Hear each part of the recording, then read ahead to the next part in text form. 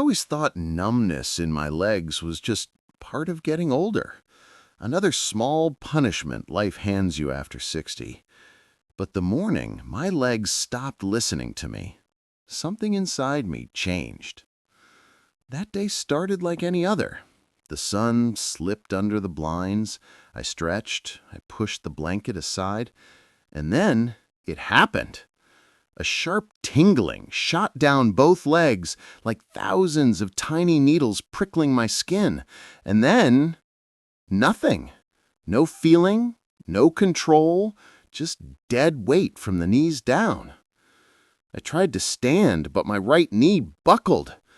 I grabbed the dresser with both hands, breathing hard, confused, embarrassed, terrified. I whispered to myself, "Come on, Michael, move, just move." But my legs felt like they belonged to someone else. When I finally shuffled to the bathroom, dragging my feet like blocks of ice, I caught my reflection in the mirror. Pale, shaken, 10 years older in an instant. Something was wrong, deeply wrong. And for the first time in years, I felt truly afraid. Because numbness like this doesn't appear from nowhere. Your body whispers first, small signs you could ignore, and then, if you keep ignoring them, it shouts. I had missed the whispers. The stiffness after sitting, the pins and needles after long walks, the burning behind my knees, the swelling that came and went, the cold feet at night. I blamed it all on aging. But standing there, gripping the sink, I knew this was something else, something that wouldn't fade on its own, something that could steal my independence if I didn't find the truth. Maybe you saw a piece of your own story in mine. Maybe your heart has been whispering for help too, just waiting for you to listen. Remember, it's never too late to start again. Your heart's been beating for you all your life. Maybe now it's time to beat with you. If this story touched you, give your heart one more gift today. Click that subscribe button and stay with us. Because here, every story is a second chance, and every heartbeat is a reminder you're still alive for a reason. Take care of yourself tonight. And remember, your next heartbeat could be the start of something beautiful. The numbness didn't stop after that morning. In fact, it began showing up more often. At first, it hit only when I woke up. Then it crept into my afternoons, sometimes during short walks, sometimes while sitting. One afternoon, while carrying groceries to the car, my left leg went completely dead. The bag slipped from my hands. Apples rolled across the parking lot, and for a moment, I felt helpless. The stranger rushed over. I forced a smile and said, "Just tripped." But inside, I knew it was a lie. I was losing control of my own body. My daughter, Emily, noticed the way I walked, slow, stiff, dragging my right foot. She said, "Dad, this isn't normal." And I snapped, not out of anger, but fear. "I'm fine, sweetheart, just getting older." But she didn't buy it. And like daughters always do, she scheduled a doctor's appointment without asking. She drove me there herself. Dr. Lopez was calm and gentle. She listened carefully as I described the numbness, the burning, the swelling, the early morning weakness. She examined my legs, pressed along my spine, checked my reflexes. Then she said something that made my heart sink. She said, "This isn't normal aging, Michael. Something is irritating your nerves, and we need to find out what." The room suddenly felt cold. My mind ran wild. Nerve disease, diabetes, blocked arteries, a spinal issue. I had seen friends lose mobility from neuropathy. Was this how it begins? They sent me for a long list of tests. Blood work, scans, a nerve conduction study, ankle brachial pressure index, even a spinal X-ray.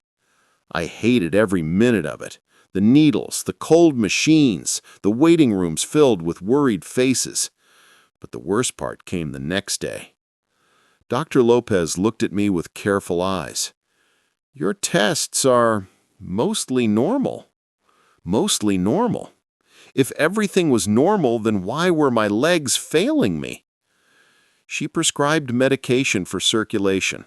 I took it faithfully. It didn't help. Something else, something hidden, was causing the numbness, and I didn't realize the answer was waiting for me in the most unexpected place. If this story touched your heart, don't let it end here. There's hope, healing, and strength waiting, no matter your age.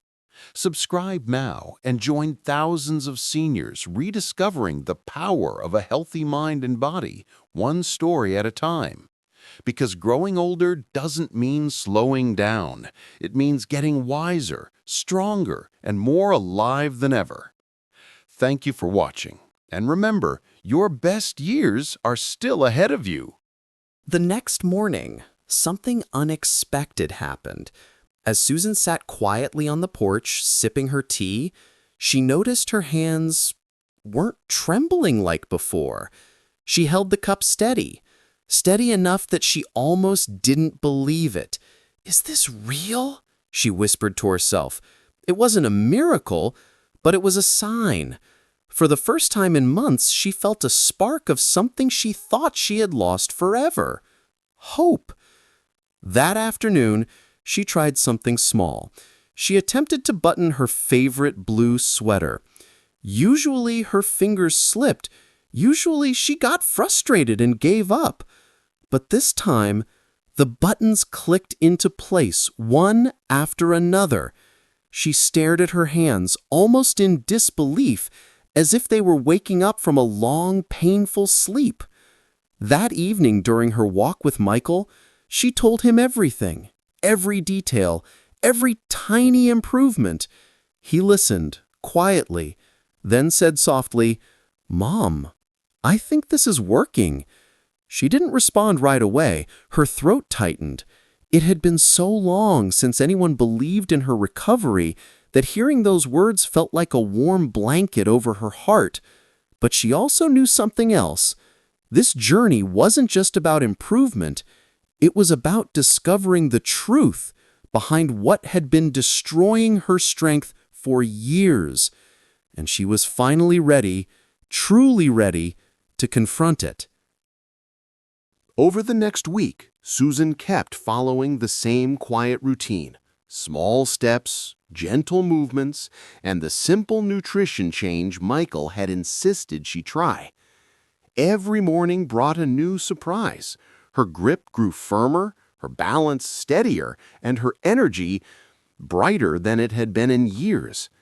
But the real moment, the moment that changed everything, came on a quiet Sunday afternoon. Susan walked to her pantry, reached for the heavy flour jar she hadn't lifted in months, and this time, she lifted it with both hands.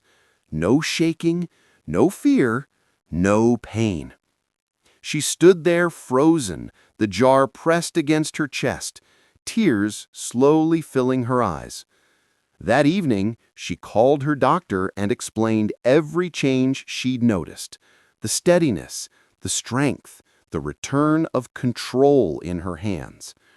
After listening carefully, he said something she never expected to hear. "Susan, your nerves are finally healing." Her breath caught in her throat. All those years of thinking she was aging too fast, all those nights fearing she would lose her independence, suddenly felt distant. And then Michael arrived with a small smile. "Mom," he said gently, "I told you this wasn't age. Something was missing, and now you're getting it back." She looked at her hands, steady, alive, strong, and whispered the words she never thought she would say again. "I feel like myself." This wasn't the end of her journey. It was the beginning of taking her strength back one day at a time. And as the sun set behind her window, she realized something profound. She hadn't regained hope. She had rebuilt it.